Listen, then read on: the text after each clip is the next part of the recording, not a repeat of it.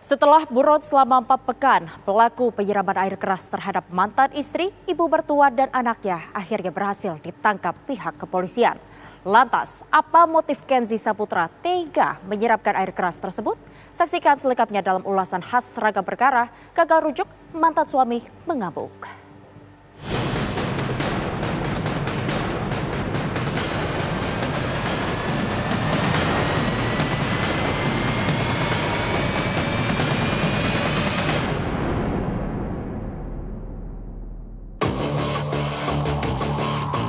Pihak kepolisian Resort Polres Metro Bekasi, Jawa Barat berhasil menangkap seorang buronan yang tega menyiramkan air keras kepada mantan istri, mertua, dan anak.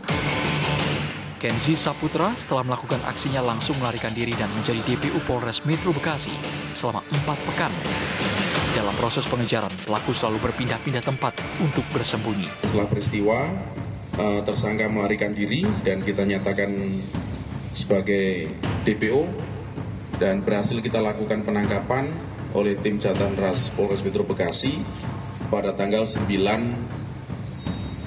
Juli 2022. Dan karena memang pencariannya cukup lumayan pelik, berusaha melarikan diri ketika dilakukan penangkapan, maka terhadap tersangka dilakukan tembakan tegas terukur. Namun berkat berbagai informasi dari masyarakat, pihak Polres Metro Bekasi akhirnya dapat menangkap pelaku DPO di wilayah Cikarang, Jawa Barat. Motif pelaku sendiri adalah selain masalah ekonomi, pelaku ingin rujuk dengan sang mantan istri. Namun niat pelaku pupus karena ada penolakan dari mantan istri.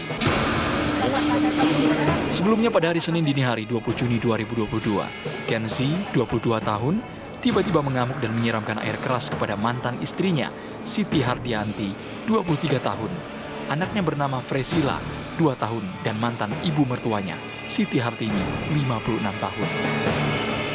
Padahal dini hari itu ketiganya tengah terlelap di rumah kontrakannya di Kampung Jagawana, Kongsi RT 4 RW 7, Desa Sukarukun, Sukatani, Bekasi. Terus habis itu kamu beli air keras. Air keras, terus?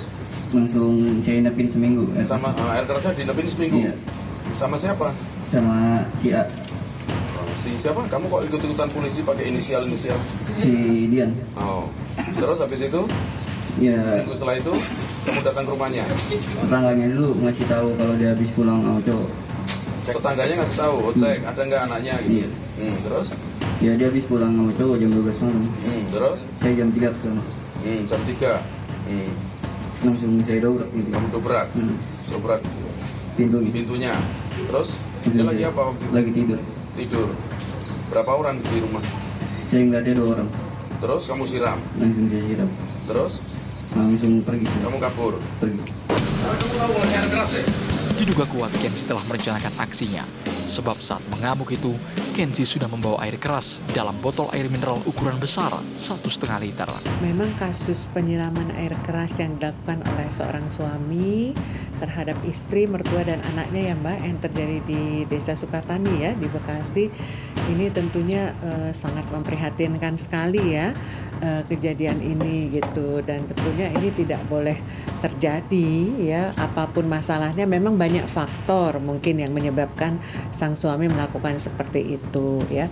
Mungkin saja di masa pandemi ini terutama ya, suami mungkin lagi tidak punya pekerjaan ya, lagi mungkin secara ekonomi ya kurang bisa memenuhi kebutuhan rumah tangga. Sementara istri juga harus terus memenuhi kebutuhan sehari-hari kan ya, karena kan kehidupan terus berjalan, orang harus makan, apalagi ada mertua, ada anak kecil yang usia 2 tahun ya. Tapi apapun itu tidak boleh seorang suami melakukan hal seperti itu. Apalagi saya rasa ketika dia melakukan itu mungkin juga dalam keadaan mabuk ya. Kalau nggak mungkin itu under control kayaknya ya, di luar kontrol. Jadi dia pulang kan langsung menyiramkan air keras ya kepada mertuanya, istrinya, dan anaknya ya, sampai terluka ya, sampai dibawa ke rumah sakit gitu. Jauh sebelum kejadian ini disebutkan bila Kenzi kerap melakukan kekerasan terhadap anak dan istrinya. Selain itu, pelaku juga dikenal sebagai pengangguran. Sampai-sampai istrinya mengeluhkan jika Kenzi praktis tidak pernah menafkahinya.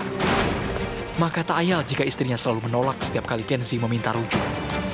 Gagal rujuk ini pula yang disebut-sebut membuat Kenzi pendek akal dan gelap mata. Dalam konteks ini memang lebih bersifat intimidatif ya. Bagaimana kemudian upaya yang direncana itu mereka lakukan lebih kepada upaya untuk pelampiasan secara dendam. Dendam itu kemudian dapat didasari oleh apa yang kita sebut sebagai alcohol related crime. Bagaimana kemudian pengaruh minuman keras, terus kemudian ketidaksadaran dan adanya tekanan yang bersifat impulsif itu mempengaruhi perilaku seseorang.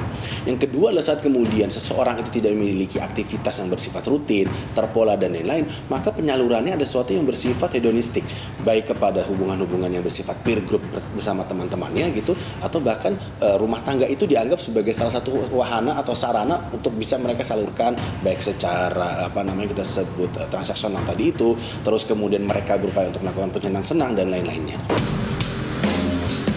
Kendati masa-masa berat pandemi dirasa sudah berlalu, namun sejumlah kalangan masih menghadapi himpitan ekonomi. Persoalan itu tak pelak menimbulkan ketegangan dalam rumah tangga. Belum lagi anggapan yang salah perihal budaya patriarki yang mengakar di tanah air, di mana dalam praktiknya kerap menjadikan perempuan ikut dibebani tanggung jawab atas rumah tangga, pangan, dan kesehatan. Dalam konteks strategi bagaimana kemudian relasi itu dapat dibangun, memang jalan keluarnya adalah melakukan mediasi secara komprehensif, baik itu kedua belah pihak maupun keluarga. Saat kemudian ini dirasa sudah tidak tidak berhasil lagi atau deadlock, maka jalan keluar satu-satunya adalah bagaimana kemudian hubungan ini dapat dapat menguntungkan kedua belah pihak.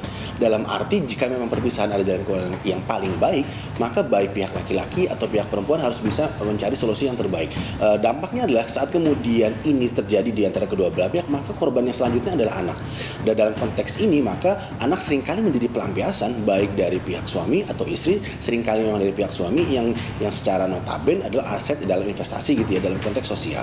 Sehingga ketiga cara ini dapat kemudian diterapkan dan kemudian menjadi salah satu sarana sehingga ikatan sosial yang tadinya sudah retak dapat kemudian direkatkan kembali. Maka, dalam sebuah hubungan yang tidak setara itu, seakan menempatkan perempuan dan anak rentan menjadi sasaran kemarahan.